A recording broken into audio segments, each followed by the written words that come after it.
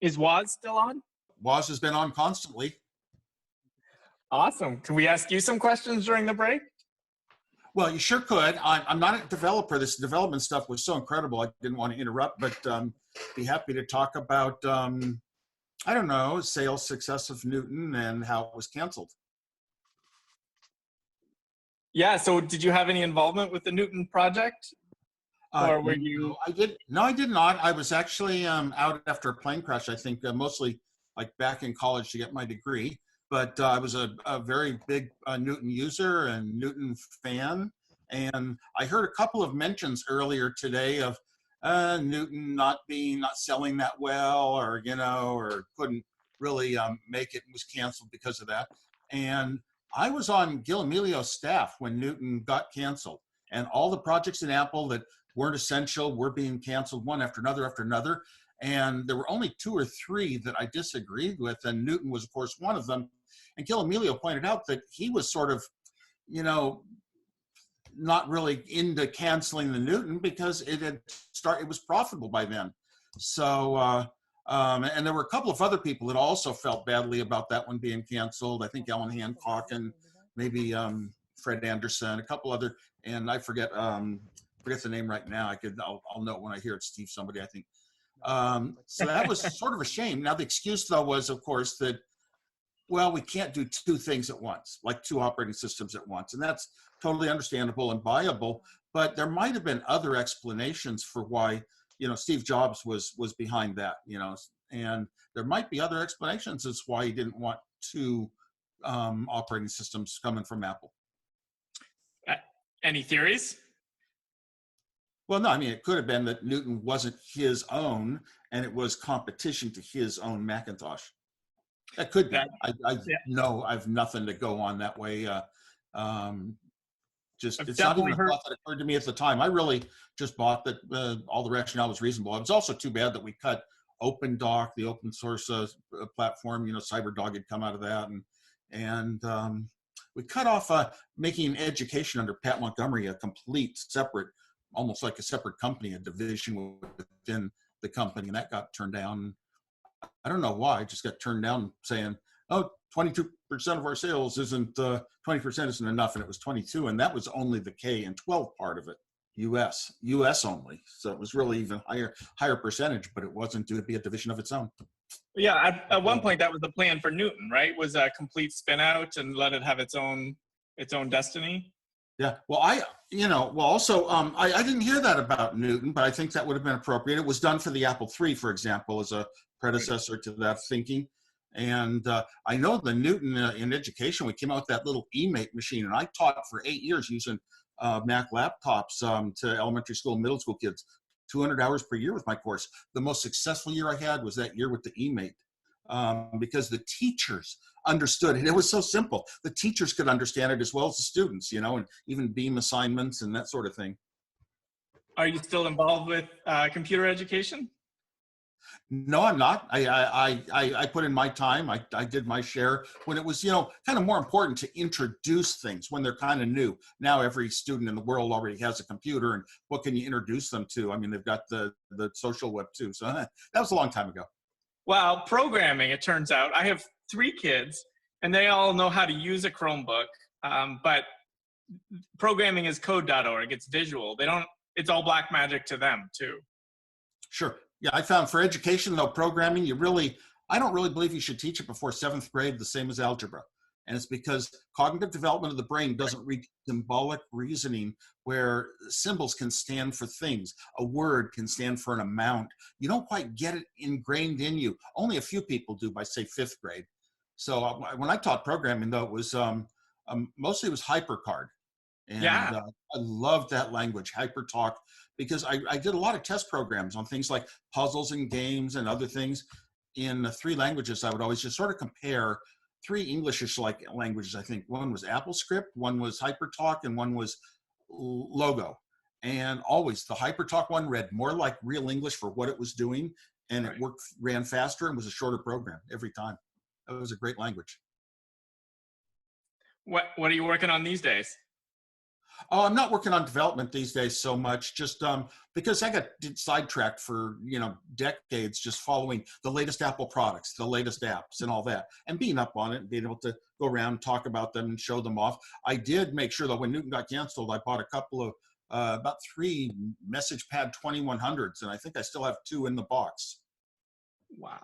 Just so I at least always have them. And so I keep up with all that stuff. I do a lot of public speaking, and it's really a relief here during the shelter in place that all public speaking's canceled, just like, concerts and sports events. Oh, it's so wonderful. Not to be traveling all the time and that sort of thing. So if you look at your 21 topics, a lot of Apple topics, even Newton, when it comes up in talks, a lot of questions. If you look at your 2100s, you'll notice the Apple logo is not actually embedded in them. It's a disc on them. And that, my understanding at the time, was because they were going to spin it out to another company, and they milled out the embedded Apple logo, and we're going to have a Newton Inc. logo instead. Oh my gosh. So that's an upgraded, cool. An upgraded 2000. Back in the days when our logo was 6 colors for a reason. We kind of brought color to the world, but it sort of disappeared with the Newton and the Mac, and I always want color in everything. So if you get a 2000, somebody posted a comment about maybe we could get a color one and some options on that. An upgraded 2000 has the nice fully 3D Apple logo. So that's actually the best Newton, the upgraded 2000. Cool. If you like the actual recessed, embedded logo. No, it's good to know the tidbits of information. That is my understanding. I'm not certain, but I come across your handiwork every now and again, Steve, when I search for Newton things on eBay, and there are reproduction Apple I Newton NTI motherboards available that taunt me into potentially building an Apple I reproduction myself. It always comes up in my Newton searches, and one of these days I'll get around to that project. Yeah, they go gun ho. I don't usually stay with past things that closely, for a long time. I kind of keep moving on forward, but it's neat to look back and see the interest in people that are interested in such things. Thank you for holding that up. Well, I think it's interesting for the historical value, but I found taking apart old computers and figuring out how to put them back together is a great way to learn about new computers. Yeah. Nice Game Boy Color. I see it's reshelled. I remember I may not have been around back in the 80s and 90s and stuff, but I do know you're a well-known Tetris champion. In fact, I remember there's this gaming magazine, and they were getting sick of you getting the high scores over, so you just reversed your name and no one knew.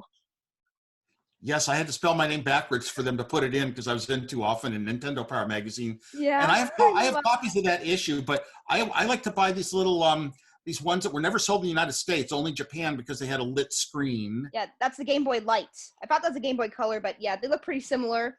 Basically, and I can see it's reshelled. Nice. But I don't like any of the game. Once the Game Boy got to color versions, I'm sorry, the game didn't play the same. It was very hard to see the pieces in the color if you used the original Tetris game.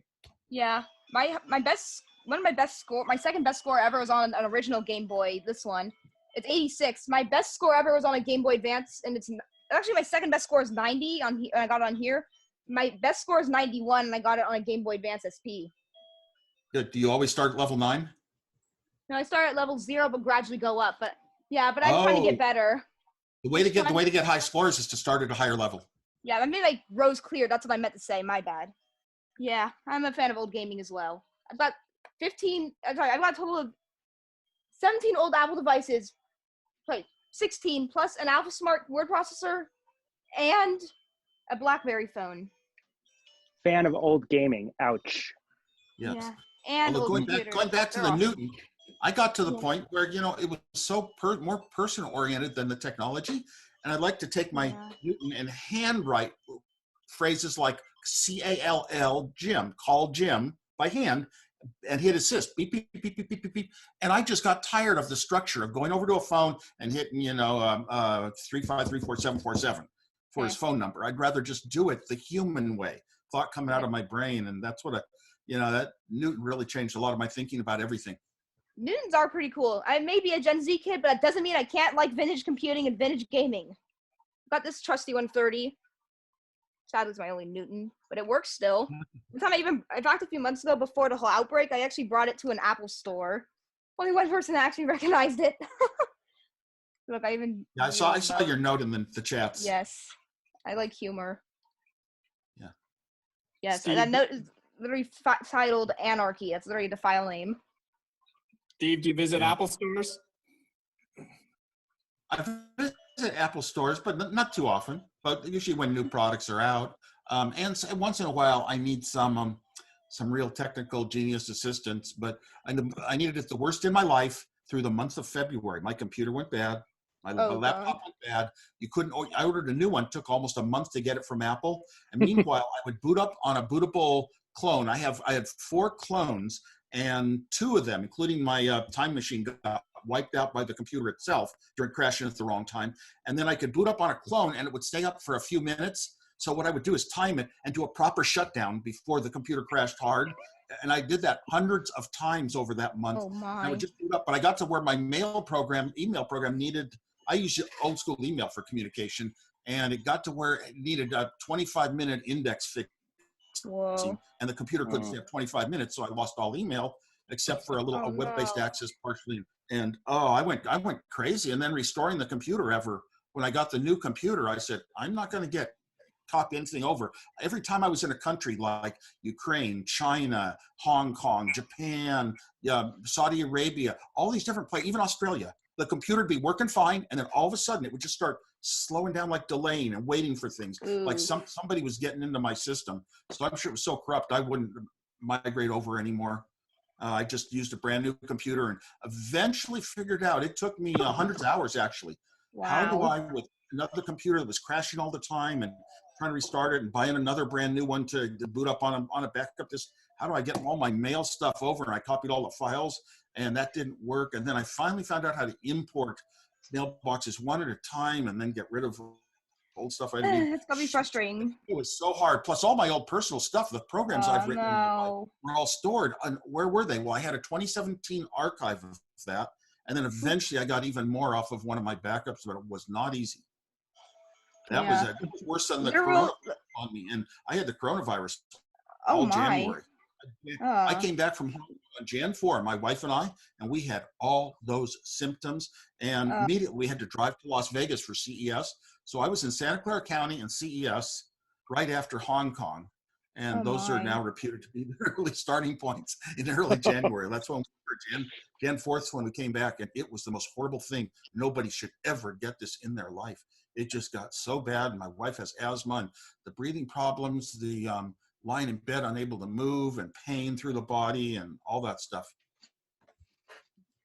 You don't want to. I tried to contact the CDC. See, I went down to the Walgreens. I mean, we had visitors in our house, and we knew we were sick. We just thought it's a cold. You didn't think there was no coronavirus talk back then. Yeah. So we just went down to Walgreens, and I asked for masks. I didn't know where their masks were. Nobody was looking for masks. So I got a bunch of masks then, still using them.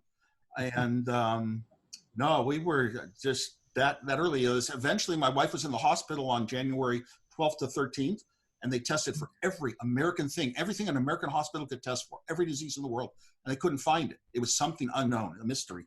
So, but we didn't know coronavirus then. My wife had to say, put me in isolation and put on masks at the hospital. They weren't even aware of something like this going on that would be a pandemic. That's how early we were. And so they couldn't find anything. And then I contacted the CDC. I figured, oh my gosh, they're going to want to hear my story because I was in 4 of the top 6 countries for the early coronavirus, and also country number 12 on just a cruise in Southeast Asia. And they just sent me a boilerplate, wash your hands. And I figured they'd want a test, but I couldn't get a test because I hadn't been in Wuhan in the last 6 days. And then it turns out they didn't have a test anyway. They wasted that month of February. No testing at all to find out, was it going around yet? And it was. Now they've determined it was going around in early January, maybe even December in the Western states. Has testing improved in California? Pardon? Has testing improved in California?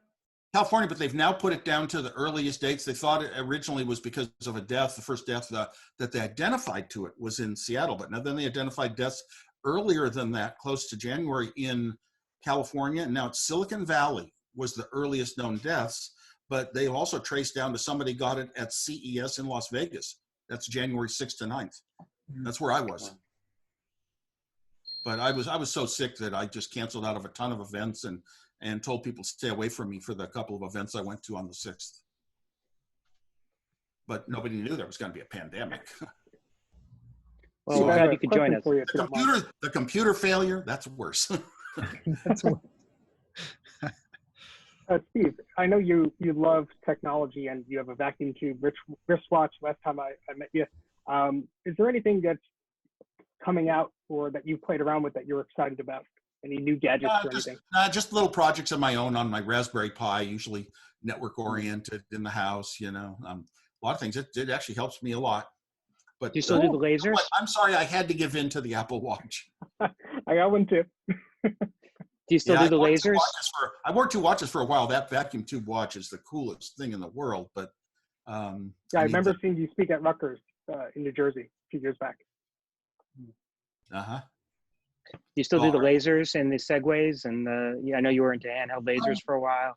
I carry lasers, but mainly I carry them because I travel a lot. I was up to 100 speeches a year, mostly foreign. When I come back to the San Francisco airport, usually it's evening, and I'd shine the laser up above me, so as my wife drives in, she would know where I was standing. It was really cool, really cool approach. I don't use the lasers for pranks and tricks like shining on people's food or on their mouth, and other people think their mouth is glowing. No, I don't do that anymore. And segways, yeah, we got segways in our room. We're involved in a national TV show called Celebrity Watch Party. We just started. It's a reality TV show. It pays about $0, but that's not the point. And you'll see sometimes if the cameras go right, you'll see our segways parked right there by the living room, ready to go down the hill into town. Yeah, and it's the first showing I think is going to be this May 7th. We've already, filmed a little bit here in the house. You get to watch all these celebrities watching our TV show and see their reactions and comments. And I'm not a TV watcher, so my comments might be kind of dumb sometimes, but yeah, I wish I had it right here. The mask that I wear to the grocery store I put on, but it's one of these big, huge steampunk things with because they had this watching a TV show called The Masked Singer. And so I got up and danced up my weird mask. What's that show on? The show is on Fox on, I don't know when. I don't watch TV.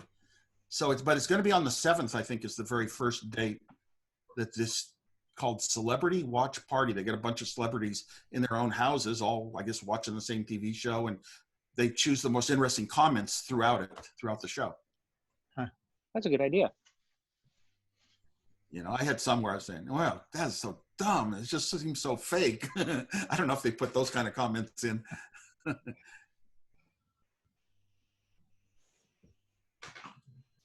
Steve, can I ask you one question? Is that all right? What? Can I ask you one question? Yeah, I'm here. So until we get back to the real show, I want to be quiet. Yeah. Just watch them. Okay. So you use the original Newton, and you obviously got the Apple Watch. And do you use Siri heavily? Is that something you use mainly, or how does this assistant? Well, after Newton changed my life, realizing I could speak in human terms with my own human muscles and write ideas and have it happen, just like the phone call I mentioned. Siri did the same thing to me. Now it was even more direct, a thought spoken, less structure than even a pen on a Newton. And I discovered that Siri could kind of understand humanish things like, what are the 5 largest lakes in California? I couldn't use search engines to find that for 20 minutes and found it and Siri came back with an answer, 1, 2, 3, 4, 5, Wolfram, Alpha. And then I could ask it questions like, what are the prime numbers greater than 87? And it would start at 89 on up, very humanish. And that one shocked me. And I spoke about it on stages for a year about how great it was. It was only a third-party app. The third-party app store really changed my life more than any Apple product, to tell you the truth. But I would talk about it. And then the week that Apple finally got Siri, I was on stage and I go, what are the 5 largest lakes in California? And I got all this lakefront real estate, feeds, and then I go, oh, what are the prime numbers greater than 87? I get Joe's prime rib joint. They lost it for a while, but it came back. Thanks for answering. Yeah, because it's interesting to hear where things are going about like eyeglasses or head brain interfaces, and I'll be 20 years from now, we'll go look back and go, wow, it wasn't so primitive. That's a fun thought. Yeah. All new technology that's just different. It's interesting. These are interesting things, and I only go after interesting things in the world, pretty much, not accomplished things. I felt it was more important to joke and be happy than to be successful or anything. Well-known story. I never started Apple to make a huge amount of money or anything, and I gave it all away. And I just didn't want to be in that super high-level crowd. Got to be an average person. Yeah. Was it? Are you still involved with Apple at all? iPod Nano or something? I don't know. I couldn't see. Are you still involved with Apple at all? That's my first ever device ever owned. What got me into vintage meetings, this little 2007 iPod Nano. I still use it a lot. Yeah. I still use a 30-pin connector Nano that fits onto a watch. Whenever I travel, I can even grab it right behind me. But whenever I travel, I put it on one wrist, and I put my earphones. I have earphones that unfortunately want an earphone jack because they have custom ear impressions, and they pack your real tight on an airplane. And I can walk around to the restroom on the airplane. I walk around. I've got my music on my wrist, and I've got the wire to my ears. Yes, So iPods are great. Yeah, I still do that. It's kind of hard to find the charging and find replacements. Yeah, And I've got quite a few cables. I have my alarm clock, which you might be able to see over there. Oh, wait, my leg's blocking it. It's kind of hard to see. It still has a 30-pin dock connector, and I use it all the time. This one used to be main alarm clock duty. I got this one for my brother. You still go to hotels, you find the 30-pin connectors, and sometimes they just put the adapter on. The adapter's small and easy to use. Yeah, I even use an iPhone 4S as like basically my tiny backup phone at times. Mm-hmm. Well, you're really into the retro stuff. Yep. Just because I'm Gen Z does not mean I can't be a fan. I've got a whole drawer. I've got all sorts of stuff. I've got this iBook. I hope to one day repair because it has a bad GPU. Mm-hmm. Got I remember. A lot of the old stuff, I'm not into it just because it's old and I know about it. I'm also into it because I use it. So I just say that, well, I'm kind of old school. Yeah. Old school is awesome. I love finding new uses for these old machines and fixing them up. That's why I like to go by Technomancer, because it's like I'm a necromancer about machinery. That 30-pin connector, I think, finds its roots in the Newton interconnect. It's 26 pins, but it's a very similar design. I don't know that for a fact, but it definitely some influence. I've been trying to get rotation for contact. I've been trying to have those connectors remade, but there's no chance. This pin spacing is just not common anymore. Yeah. I have two of them, and they're around somewhere, but two of them isn't really enough to do anything with. We've got a bunch of 30 pins. Why Thunderbolt? I mean, why Lightning? Why Lightning? Yeah. But my kids, teenagers, they love the eMates, or loved it when they were about 12, 13. They were spending tons of time on it, especially the text-to-voice stuff. And they're now 17, and it's printer to beam it to. Someone was talking earlier about the real quiet printer, thermal printer. It was called the Silent Writer. Oh, right, Silent Writer. It's Silent Night, it's Silent Right. I like my puns.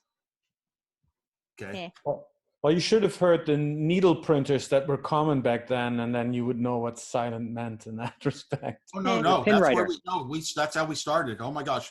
I did the first printer interface card we had, too. Ooh, neat. Dot matrix. Oh, they were horror. Oh, man, were they loud. And low quality. You couldn't, it was actually a long time before we had a printer that could print like a fake ID and make a real photo ID. And I had a very expensive dye sublimation printer long before Apple could do it with the, laser writers or whatever. So I had my fun with fake IDs for 5 years in a row. I flew on every airplane flight with an ID that looked like a Department of Defense. And I changed it to say Department of Defiance because you don't read that way. You don't see it as defiance, but I could say it's a joke, not a fake card if I got caught. And I used it, and it said I was a laser safety officer, and in the picture I have an eye patch. And the time the Secret Service read me my Miranda rights over some funny $2 bills I made, that was the idea I gave the Secret Service, and they didn't catch it. Now that is anarchy. I bow down to you. Yes, I'm sort of just the rules are a little too much for me, but so are all the Yes. rituals of life. Anarchy is wonderful. You did some marketing for Captain Crunch back in the day. Is that what I understand? What? Oh, I knew Crunch very, very well and liked him a lot. And Steve Jobs didn't like him that much. He was more scared he was going to lead us to an arrest or something. But I like just hearing his exploits every so often. I want to catch up on the latest things he's done. I mean, he had me actually I dialed a phone number with him telling me how, in an office called Call Computer in Mountain View, long before caller ID, dialed in this code, and then I dialed in the number of the FBI in San Francisco, and I overheard them talking on a sensitive call about some guy they were going to go pick up and where. Wow. Yeah, that was, I don't call it, it's not necessarily anarchy, but it's like you're not supposed to be able to do it. It's a little, not trying to make money off of it or hurt somebody or be destructive, but always explore the systems and find the little mistakes. A type of hack. tried. I never really hacked a computer, though, like to take it I over. tried it, but I came just a little too late because by the time I tried to replicate some of your antics, the phone system had changed. It was no longer obeying the tones. Oh, it was no longer safe to do like blue boxes after 72, that one college year of mine. And I think I barely avoided not being arrested because I paid for my own long distance calls. I called on my own dorm room phone, and I actually paid to call relatives long distance. I didn't use the blue box. I could have, but my purpose wasn't to save money. It was to explore the system, how I could talk Japanese operators into thinking I was a New York operator, and could they extend the call to London and then back around the world. That, all for fun. I used to be able to actually whistle 2,600 cycles. Old red box. I never used a red box. That goes beep, beep, I used beep, a red box beep, to make some calls. order in a payphone. But you could, Germany, the payphone across the street from our dorm, you could cut the yellow wire, and people put money in all day long and not get any calls. And then at the end of the day, you come reconnect that yellow wire, and bing, bing, bing, bing, bing, all their money came out. Just tried that once just to see if it worked. And when Steve Jobs and I went down at midnight to our old high school, and there were 2 payphones by the cafeteria outside, and wired it up. So I put a kick switch in. You kick the switch, and both payphones got a dial tone without any money. You That's couldn't really quite make cool. your call, but you could reach the operator, and she thought you'd put your money in. Well, Newton's, even the original ones can transmit dial tones. Yeah, I even found that old Your World, Your Newton promo on YouTube recently. It's pretty interesting. Well, that's what I was telling you. they're cool. The Newton, I would go and say, I would handwrite, call Jim, hit assist, Yeah. beep, beep, beep, beep, beep, beep, beep. Yeah, that was really, I Newton prefer is very that way of smart. dialing, that I lived in a human world, and I didn't have to go deep into the technology world with memorized commands and all that. Yeah, it was nice. Yeah. Newton has a really smart interface too. And there's still bits and pieces of it today, and not just modern Apple products, but other companies too. For example, that's why we have got ARM processors everywhere. Or like AIs that actually can interpret stuff you've written and all sorts of cool stuff. Yeah. Yeah, well, those are times kind of almost back before we started becoming victim to the big companies and corporations using the internet. That's back pre-internet, sort of. Well, later the Newton, that's about 2100. It's got Ethernet support, and there are people who still make web browsers and stuff. I'm considering maybe getting a 2100. Well, sure, I had mine. I had mine on the internet with. I had an Ethernet working on it even, but I love just taking notes all day and coming home and plugging in local talk to it prints it out on the laser writer.